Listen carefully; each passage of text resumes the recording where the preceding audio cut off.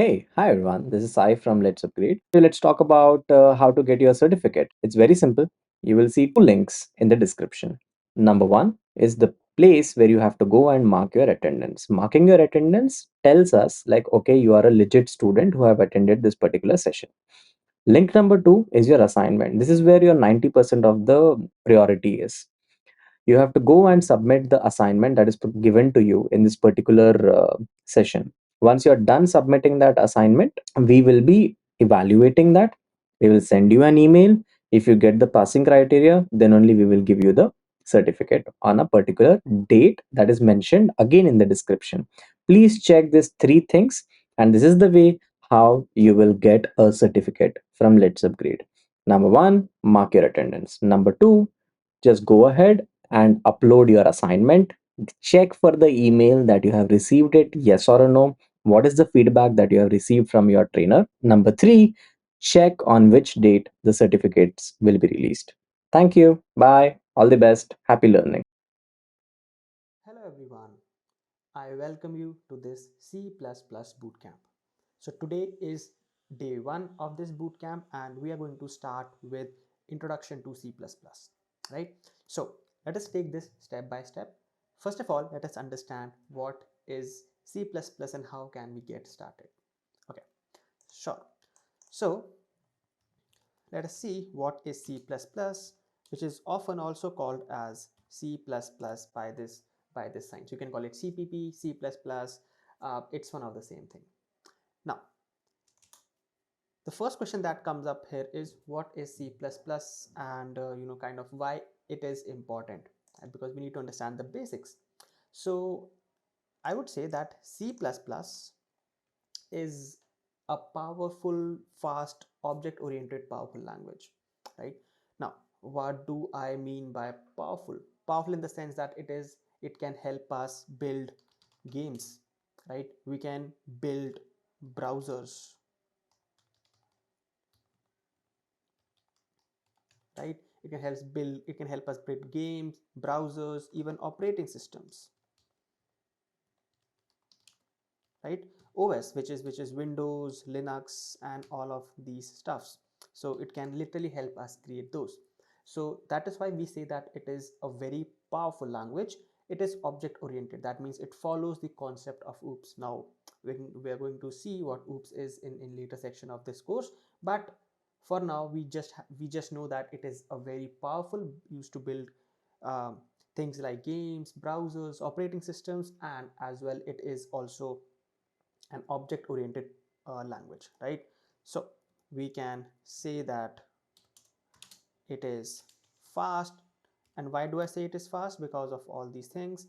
Secondly, I'd say it is an object oriented programming language, right? It simply means that it follows the concept of OOPS. Okay, as simple as that. Now uh, just a backtrack or just a history I would like to give you that we also have a language which is called as C, purely C, no C++ is there, right? Now C++, it is a combination of both C and C++. In short, it combines this, because C, if I solely talk about C as a language, it only has one cool feature, and which is its speed. It is very fast, right? So C++ inherits all the properties of C, plus it also adds object-oriented nature to it. So in short, you can say that C++ is a combination of C, plus it has some add-on features, and that add-on feature is its object-oriented programming language, right? So I hope this is clear to you. What is C++, right? A powerful, a very fast and an object oriented programming language. It can help build us games, browsers, operating systems, and whatnot. And it combines the features of the already existing C language, plus it tops up uh, an oriented programming language nature to it as well. So this is what C uh, plus plus is, right? Now, talking about one more interesting thing, right, which is a compiler. right? Versus an IDE. Now you must have very frequently heard of this word called as a compiler. Many people say IDE, and I'm sure we often mix the differences between a compiler and an IDE. So I'll talk about it one by one. So talking about compiler, a compiler, it is nothing but it is just used to convert your C++ code into machine code. And you have to understand one thing: your machine, right, which is your laptops or your desktops or maybe your iPad, it only can read machine language code. That means, so what I just said is your machine can only read, or I would say your computers slash laptops, just for easier representation, can only read machine level code. That means in the form of zeros and ones, right? As simple as that. So that is, if you, yeah, okay. So that is, like, if you write some code, let's suppose I write a short snippet of C++, I say hello world, right?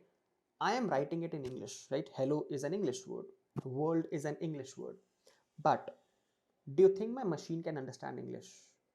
It cannot.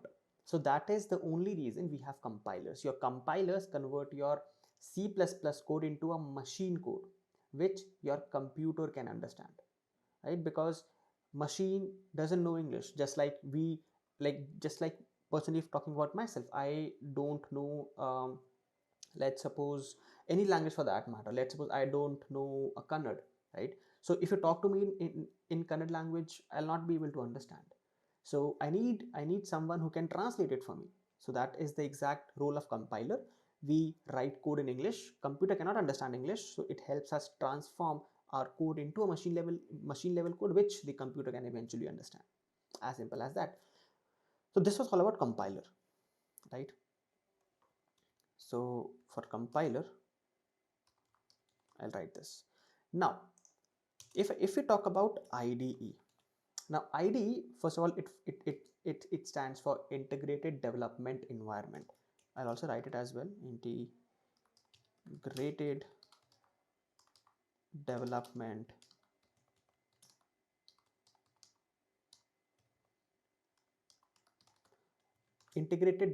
Environment. Now, it is nothing but it is just a software that helps you write, debug, and run code, right? So this you can call it as a software. So I'll say software that helps you run, I would say debug,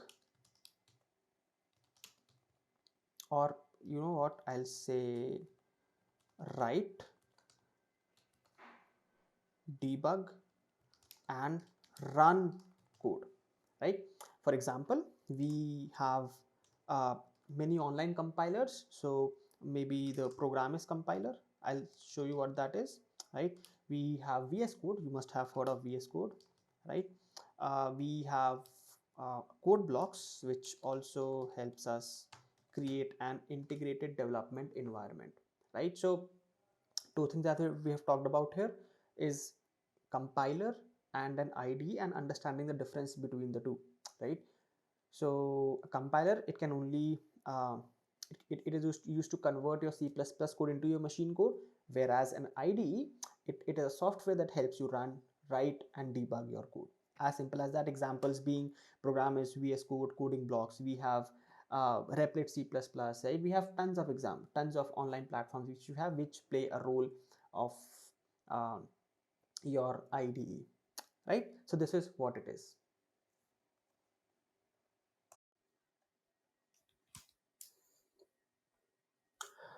Okay, so now we know the basics of C++, a compiler, and a difference between basically an IDE and a compiler. Now let us start to write code. Let us see how it looks like, and let us see the anatomy of a C++ program. So for this, I will be heading towards any online compiler. So I prefer Programmers. So I mean, you can use your own you can use a compiler of your own choice. That is not an issue. So, or even if I write C++ compiler online, I will be prompted with a lot of options. So it is up to you, whichever you want to try, you can. So let's suppose this is a very good one with which is called as Programmers. I'll click on this, and this is what you will see. Right, so this will have uh, it has a short boilerplate to it. This is what we call it as the introductory files that can help you get started with the program. Now I'll show you what we'll see what that each of the line means. Right. So first we have iOS include iOS stream. Right. Now this is a basic file which helps you which includes the input and output. So see this, you see here it is cout, right? So this is again it is a library which has already been coded, so with using which you can directly print your program. So but if you don't use iOS stream, your compiler will not know what cout is. So it is necessary to see this, to include this file, right? So I can just maybe write it includes input and output functions. Input and output functions, or you can say library. Okay. Now apart from this, you see this as a int main, right? And this is a main function, or you can call this as an entry point for your code. So entry point, right? So that means that your code starts from line number 4. Now these, if you want to include any libraries, any external libraries, you add it on top of int main. But if you want to get started with the code, you write it after this int main, right? Now this you see here, std, right? Std is nothing but it is kind of used to display your program. It helps you display the program using cout in the screen. But there is a catch to it. If you use a library called as using name space std, if you use using namespace std, we can just write cout directly, so we don't need to include this as well. We just write cout and it will be good to go. Okay. Now maybe instead of this, I will write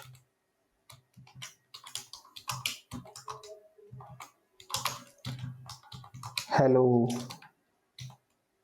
world, right? Hello world, and return 0. So it basically means the end of the program, right? However, if you see this return 0, it is optional. Why it is optional? Because if you don't write return 0, your program directly assumes that it is there and it executes the program without itself.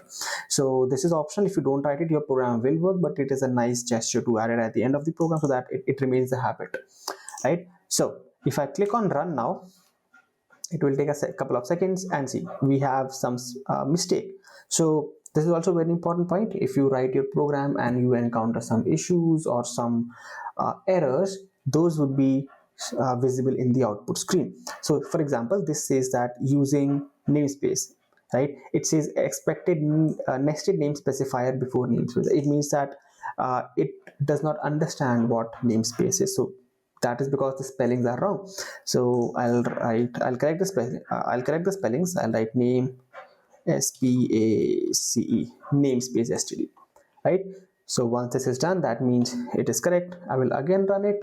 I will again look for some errors. If there are no errors, my code will run. Okay. And as you can see, it says code execution successful, and I get the output in my screen as hello world.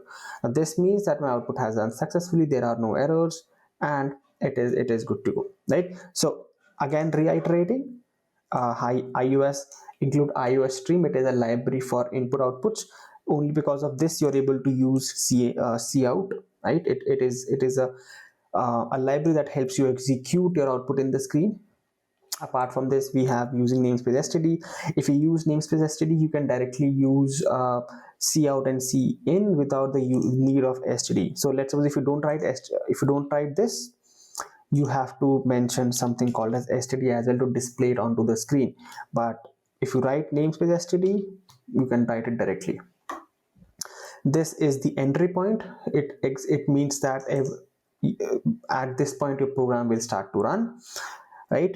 Apart from this, we have these two curly brackets. That means these are, I would say, a block of code boundaries. That means this brackets will contain your code. It is kind of a bracket which binds together your code, so that it acts like a whole piece to it, right? If you want to, we'll come to that later on, right? We'll discuss it much more in depth when we cover if else blocks. But for now, you can imagine it just a pair of block which contains your code, right? And very important, at the end of each line or at the end of each statement, you have to write a semicolon, right? Which is this sign, this sign. If I show you,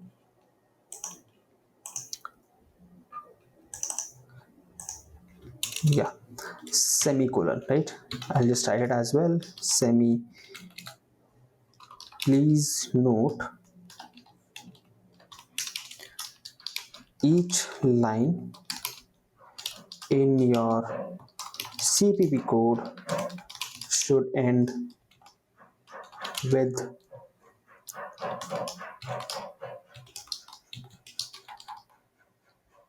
semicolon, which is nothing but this. So make sure to add it. If you don't add it, let's suppose I don't add it here, right? And I try to run the code, my code will not run, right? It will say an error. It says it expected a colon before this. So it also says that it is expecting a colon, so please place a colon here. So if I now place a colon and now I run it, it will be ready to run.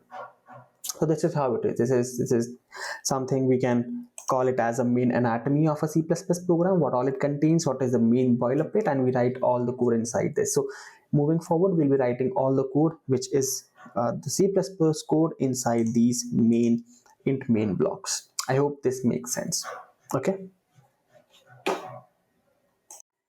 Okay, so this is part 2 of the video. Okay. Okay, so now we have talked about variables. Okay, now let's move our discussion one step ahead. Now let's talk about arithmetic operators, and let's talk about what they are, and what they do. Okay, so talking about arithmetic operators, right? Um, oops, yeah, this is good. Okay, now what are arithmetic operators? So arithmetic operators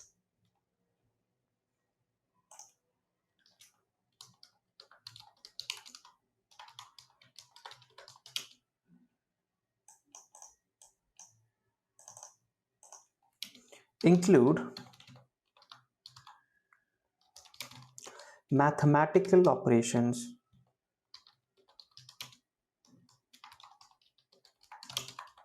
like, I would say, addition.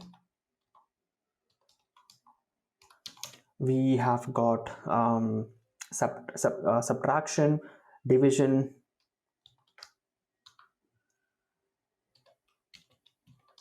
subtraction, we've got division, we have got multiplication, right? Multi,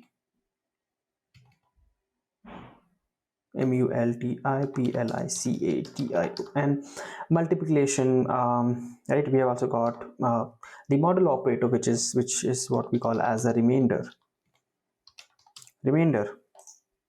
right? So this is a list of I would say the mathematical operations.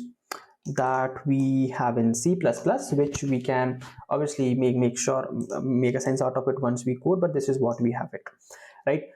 Okay, so in C++, if you want to perform some mathematical operations, like you want to add sum of two numbers, we want to subtract sum of two numbers, you want to multiply two numbers, divide two numbers, find the remainder between two numbers or more, basically, you already have these operations, these arithmetic operations, and these are pretty easy and pretty simple to use.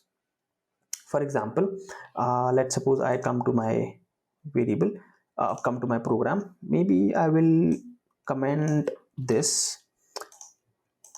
and I will declare two more variables. I'll say int a, maybe I can say 10. Int b, maybe I can say 2, or let's suppose 3, right? Okay, so first of all, talking about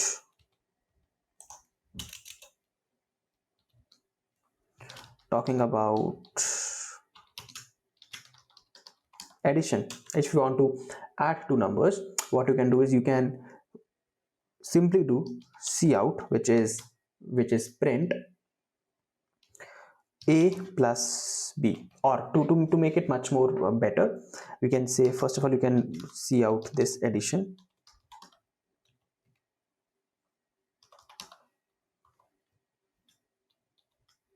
right? And you can cout a plus b, right? So if you come up here, if you try to run the code, a is 10 and basically b is 3. If you want to add the sum of these numbers, which is 10 plus 3, you get 13 in the addition, right? Simply just use a plus operator and it will add the sum for you. Similarly, we have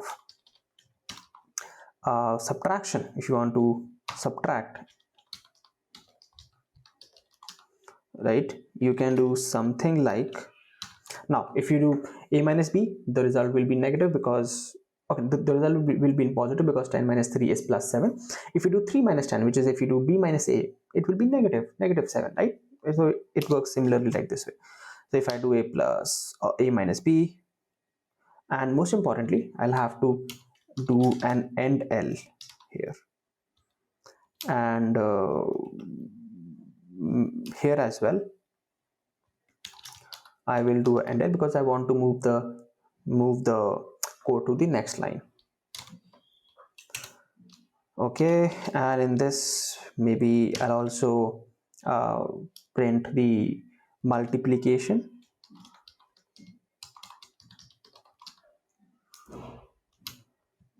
which is nothing but a into b and end L. Now remember, for multiplication you don't use a cross, you don't use an x sign, you use this asterisk, because cross in C, if you do this cross, it will mean x, it is a it is a character. But if you want to use multiplication, you do asterisk, which is a into b. Apart from that, we have cout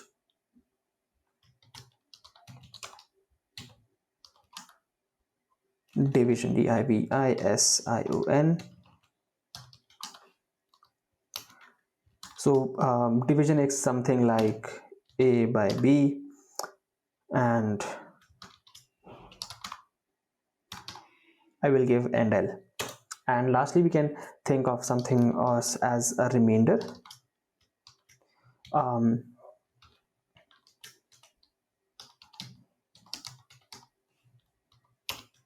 Yeah, so remainders means that if you divide a by b, what will be the remainder, right? So for remainder, you have this modulo sign, that is a percentage sign. So if you do a percent b, this will divide the numbers, and whatever remainder we have, it will give us the remainder. So something like this. Okay, so now let's run the code. Let's see if there are any errors. If there are any errors, obviously we'll try to rectify those. If there are not, it will be good to go. And lastly, I can do return 0. As I told you, it is kind of an optional thing, but if it would be great if you always include that at the end of your program. Okay, so now I will run this. Okay, so I think I was missing these. Yeah, I'll add these as well. um, yeah, now I will run it. So here it is. So okay, addition, which is a plus b. Yeah, 10 plus 3 is 13, 10 minus 3 is 7, 10 into 3 is 30, 10 by 3 is 3. So basically it gives you just the whole part, not any remainder. And if you divide 10 by 3, so if you kind of do something like 10 by 3, so 3 times 3 is 9, right? And I will get 1 as the remainder. So this remainder here is 1. This is 1, which is a modulo b, which is 1 here. So that is how we get it, right? So it is pretty simple to use. If you want to include some mathematical operations in your code, you have the access to all the arithmetic operations. You can use them as per your requirement, as per your need, and maybe just, yeah, just use it as you want it. Okay. Okay, so far we have been seeing how to uh, display something onto the screen, right? So in just now we covered that how we can use arithmetic operators, right? So now in this video we'll see, apart from this, how can we let users give us the input. So what do I mean by that? Let's suppose we have this age, grade, name, student, the basically variable a and b. So just let's assume that here, instead of this value to be 10, this is the value which we are giving, right? But we want that the users give us this value. How do we think that is supposed to happen? So there is a way in C++ that helps you give users the choice to give values to a variable. For example, I'll show you.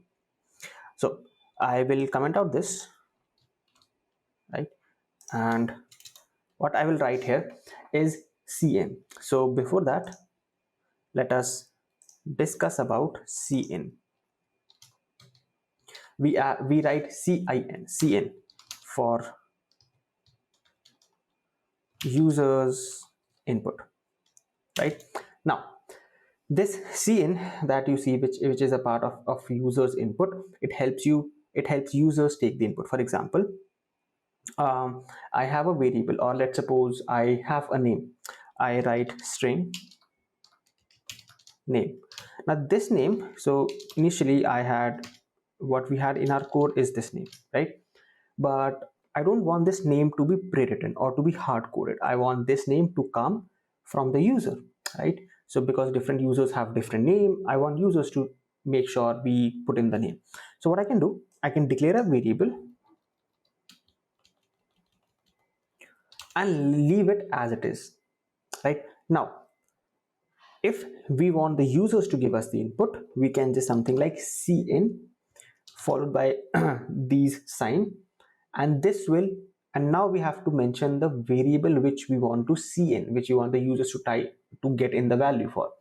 In this case it is name, so I'll just write name.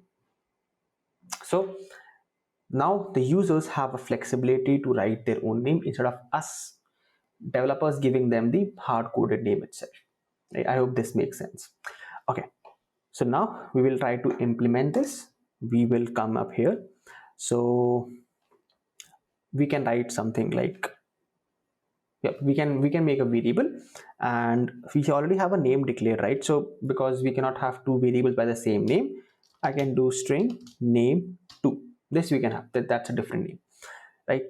And I don't want any name to give. I don't want any name here, so I'll just end the statement. That is just a variable declared, but it is empty. It does not contain what do you say, any value. Now let's suppose I declare any one more variable. I say int age. We already have age, so I'll be using age 2. Now just see here, I will write cout, or let us forget about cout. I'll write cn Yeah, first of all, I would want the users to give me the value which is name. Then I'll write cn age 2, right? So whatever name we have, I can just print out. I can just say cout name to and then cout age 2 and then, right? That means this name, whatever the user will type the name, we'll try to print it, as simple as that. Okay, now what I will do, I will run the input, run the code. So I'll give it the name, it is expecting an entry. So name to, maybe I'll give something like Shiva. Apart from that, the next name I will give something like age as 30. So once I give this, see, it now prints the result for me, right? So I can also write something like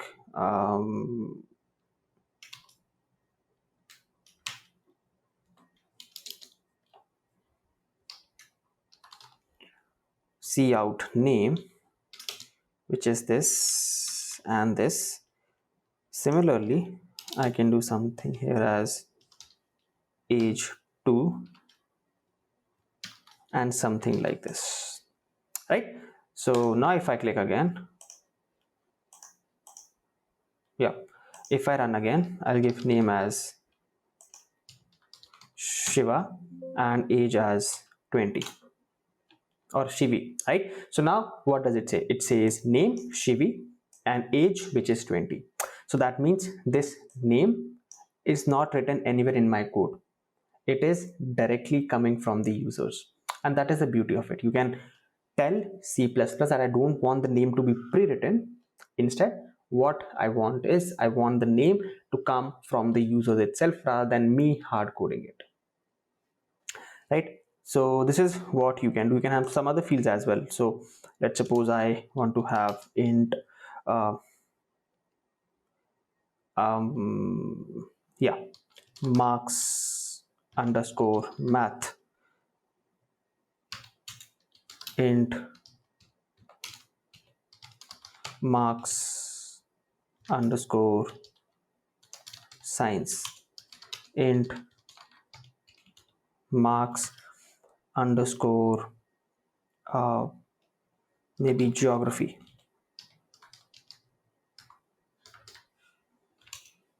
int marks underscore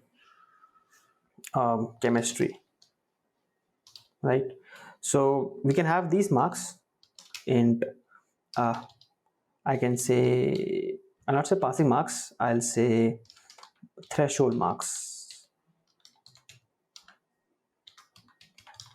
threshold underscore marks. And yeah, that's it. So maybe age does not have any relevance, we can get rid of the age. Similarly, I'll see in all the values. So first one is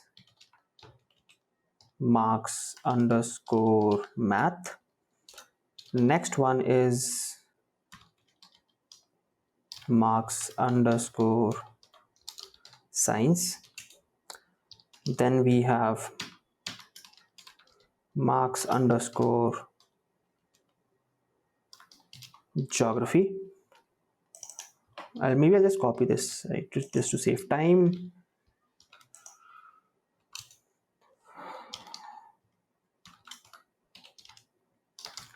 Marks underscore chemistry. Similarly,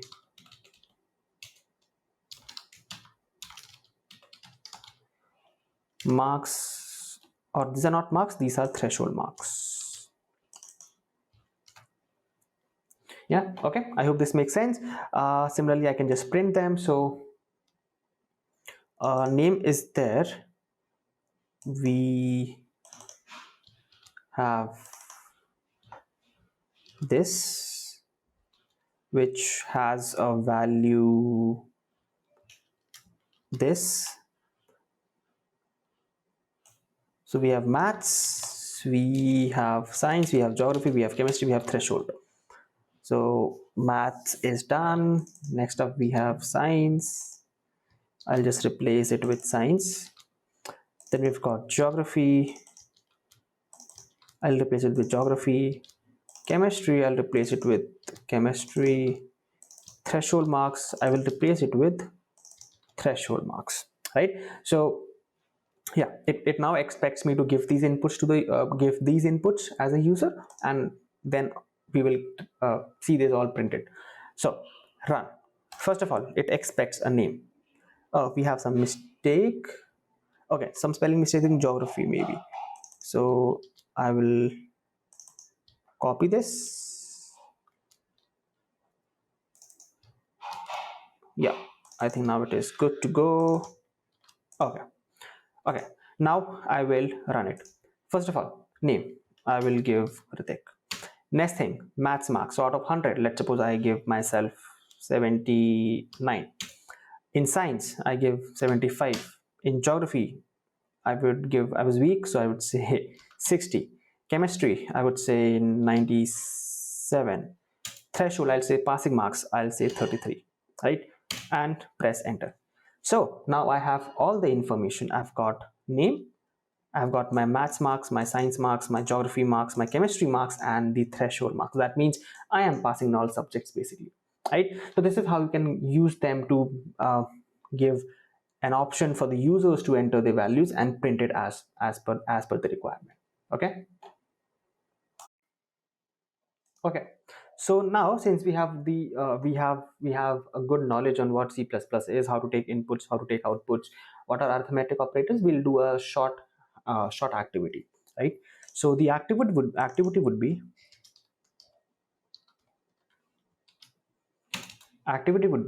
that um,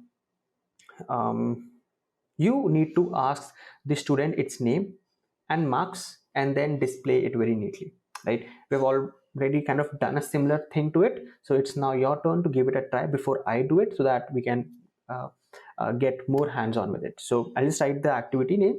I'll maybe ask the student's name, right? We can ask the name, we can ask the age, which we didn't earlier, and marks, and we'll focus much more attention on how to display it neatly, right?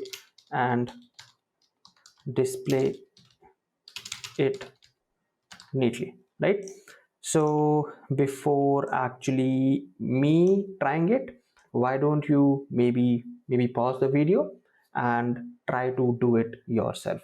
And if there is some issue, maybe you can then resume the video to actually know what that is. Okay, so now let us start to do it. So for this, I will comment all of this and this, right? And we'll start fresh. Okay, so we already have the boilerplate up. We have got int main, which is the entry point, all the necessary files, and I think it should be good to go, right? Now, first of all comes my name. I will be asking the users to type in their name. So basically I'll have a map in my mind, what all I want to discuss, or what I want the users to print, and what I want users to ask, and then print it accordingly, right? So let's say the user has given me the name, his or her name. Then maybe I can write age, right? And apart from this, I have got marks, right? So 3 variables and 3 things. Now, first of all, I would want the users to actually see what they are typing. And how will you do that? We'll do that with the help of cout statements. So this is kind of optional. If you want to, you can give users, if you want to, you can give users a nice layout that, hey, please enter your marks. So the users will be prompted to enter their marks, and then you would be good to go, right? So we can do that. So I can do enter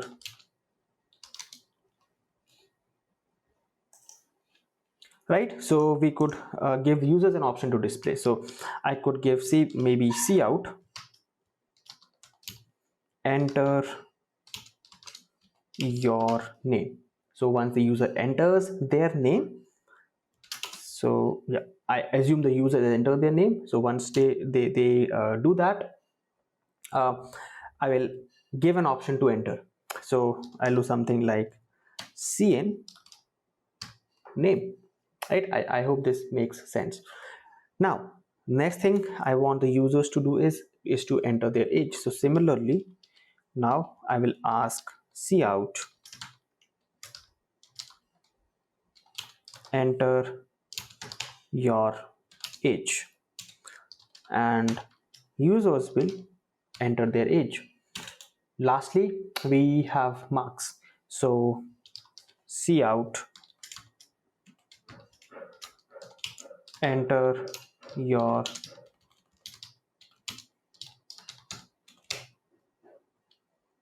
marks, and cn I will say marks. And most importantly, after each ending statement I will put a semicolon. So enter your name, enter your age, and enter your marks.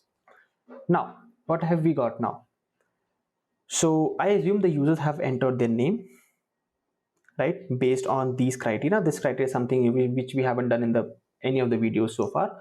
So we enter the age, we enter the name, and we enter the marks. The users get to see what they're entering due to this. And apart from this, I assume if they have entered it, now I can print it very neatly. I can say first of all cout, and maybe I can what do you say, draw a line. By line I mean something like this, or I could say student information, and I will print endl. Now assume we have got this. First thing would be which is the cout name, and I will cout the name and press endl at the last. Okay, so 1 2 and 3. Next up we have age age. Then up we have marks, we have marks, and we have marks. So this is all it. At the end of the day, what is the last thing that is remaining? To return 0. Return 0. Now I hope all this is kind of making sense and we are on the same page. So what all we have done, just we have declared 3 variables, printed out the information regarding to these 3 variables, right? And then as a display card, or as a report card, we are displaying the information. So now I will click on run it, and it says enter your name. I will say Ritik. I will press enter. It now says enter your age. I will say 26. I will press enter. It now says enter your marks. It is so what happens is, see, now you are at this stage, right? So once you're at this stage, the program, it halts, it takes a pause, because it is expecting you to enter something. So right now it is in a pause state. It is expecting me to write something and then press enter so that it continues. Marks, let's suppose I say 70. Once I click enter, see, it says student information, it has my name, it has my age, it has my marks, right? So this is how you can print it. Now do make sure, if you are using cn, make sure to add these lines so that the user knows what they want to enter. Because in the previous video, we in the video, so when we let's check that again. So when we were doing this, when we were discussing about cn just a couple of minutes back, we did not discuss about cout. So it helps actually the users to get much more reference on what they are writing and what they want to do. So this is how you can do it, and this is how you can make a sense out of it, right? Okay, So now we will be starting with conditional statements, right? So let us look one by one what these conditional statements are and what do they do. Okay, so I will maybe comment this out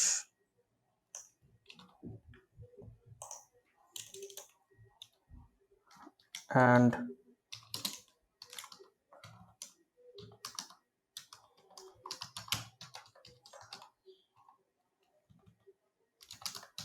talk about conditional statements, right? So let me just paste it here, and yeah. Now, what is a conditional statement? So in short, conditional statement evaluates a piece, I would say a block of code based on certain condition. For example, I say that if my passing marks,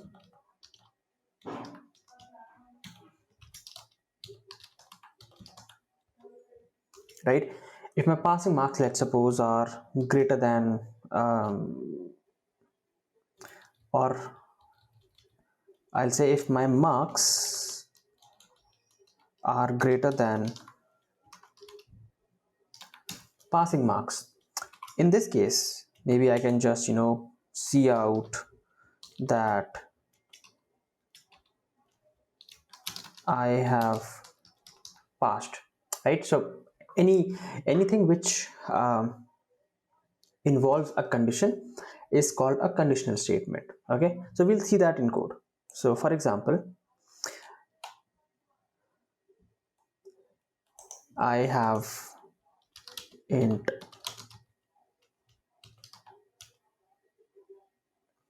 marks as 80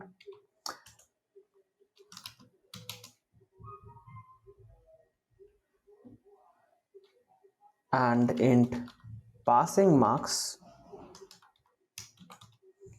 as, let's suppose, 33, right? Now I say that I want to just check a condition, and I say that if I'm passing, then only I need to print I have passed. But if I'm not, maybe I need to print that better luck next time or try again hard later, something of that sort, right? And then I can say maybe good luck. Okay, so I'll say something like, if, like, with an if, it starts with an if, if my marks, right, if they are less than passing marks, that means the marks that I have obtained, if they are less than passing marks, and I'll have a block of code, I can say cout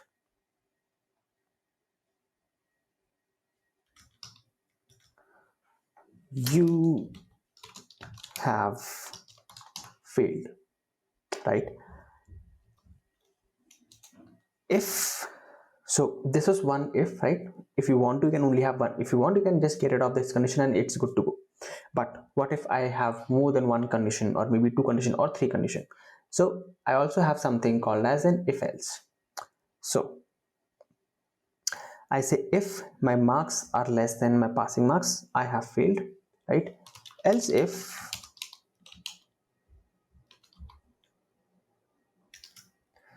my marks, the marks which I have obtained, if they are greater, if they are more than passing marks, what I simply say is, I say cout you have passed, right? Now two conditions, so these two conditions evaluate some statements, right? But what if I also want to add something which does not have a condition but which should be there, right? An else part, right? If this happens, then this. If this happens, then this. Then if nothing happens, let's suppose if my passing marks are equal to my marks obtained, I can say cout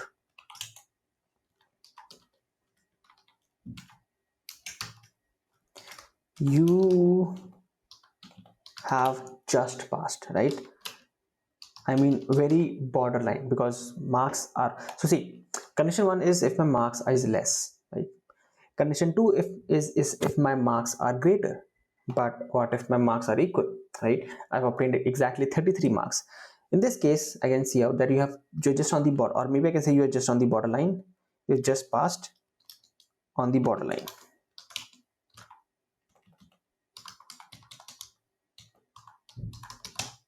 As simple as that, right? Now let's see, and let's run out, and then we'll do some modifications to it. Okay, so initially my marks are 80 and my passing marks are 33. So is my marks, which is 80, less than 33? No. That means this condition will not be fulfilled. Then I'll check the else if, sorry.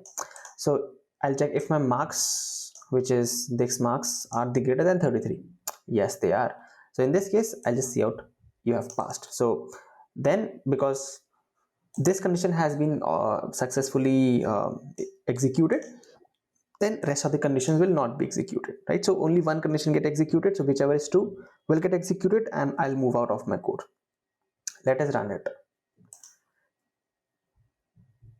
Okay, so first of all, I have some errors. Let us look what the errors are and let us rectify those. So first of all, it says it expected a semicolon, so that means I have not put a semicolon. I need to do that. I need to do that here as well and here as well. So 3 places I've done it. Okay, and it says you have passed. Let's suppose my marks were 32. Can you guess the output in this case? And in which condition will it lie? Let us run. It says you have failed. And why is that?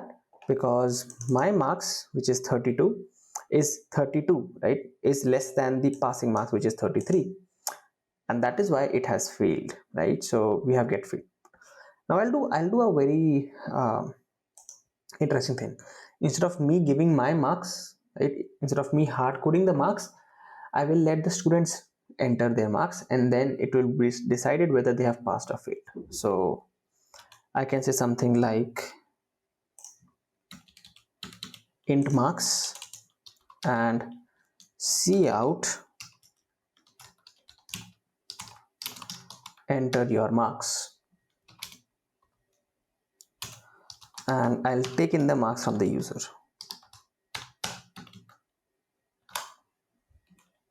Right? So, and also a semicolon here. Right? So now based on what users write, I'll get the answer.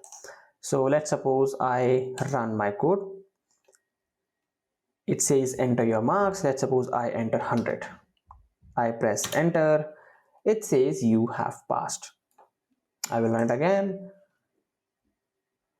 It says enter your marks. Maybe I'll write 12.